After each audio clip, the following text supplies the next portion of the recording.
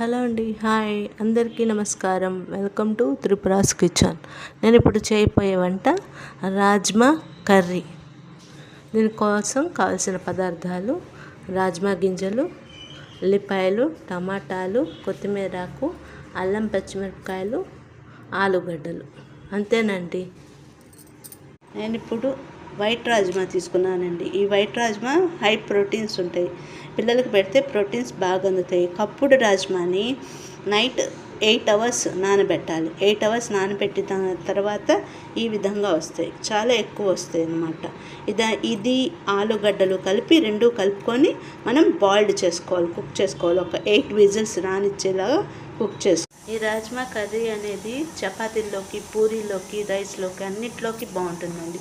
ఇప్పుడు నేను చూపెట్టిన విధంగా అల్లం పచ్చిమిరపకాయలు, టమాటాలు, ఉల్లిపాయలు ఈ మూడింటిని మెత్తగా పేస్ట్ చేసుకోవాలి, పక్కన పెట్టుకోవాలి.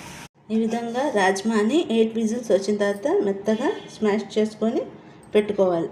ఈ విధంగా మెత్తగా అవ్వాలండి. అయిన తర్వాత ఆలుగడ్డలను కూడా ఈ విధంగా స్మాష్ చేసుకొని పెట్టుకోవాలి. బాగా మెత్తగా పెట్టుకున్న తర్వాత మనము ఈ ఉల్లిపాయలు, టమాటాలు, అల్లం పచ్చిమిరపకాయలు పేస్ట్ చేసుకున్న దానిలోనే జీలకర్ర, పసుపు, కారం. ఇప్పుడు మనం ఒక కడాయిలో నూనె తీసుకొని జీలకర్ర వేసుకోవాలి. వేసుకున్న తర్వాత అది బాగా వేగిన తర్వాత మనం ఈ పేస్ట్ వేసేసుకోవాలండి. టమాటాలు, పచ్చిమిరపకాయలు,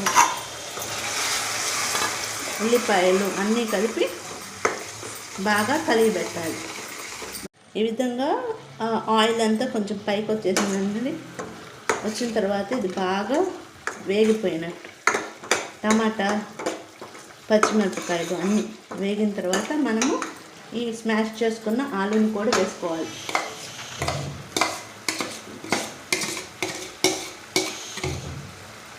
వేసుకొని బాగా కలిగి పెట్టుకోవాలి. కలిగి పెట్టిన తర్వాత ఇదంతా వేగుతుంది కదండి. ఇప్పుడు మనము ఉడికించుకున్న రాజ్మానంతా దీనిలోకి వేసేసుకోవాలి.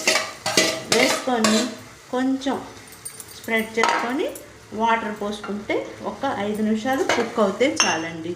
మూత పెట్టుకొని కొంచెం కొత్తిమీర ఆకు చల్లుకుంటే మూత పెట్టుకొని 5 నిమిషాలు ఉండాలి, అంతే. ఈ విధంగా కుక్ అవుతుంది కదండి. దీనిలో కొంచెం కొత్తిమీర ఆకు వేసుకోవాలి. వేసుకున్న తర్వాత స్టవ్ ఆఫ్ చేసుకొని పెట్టుకోవాలి, కలిగి పెట్టుకోవాలి.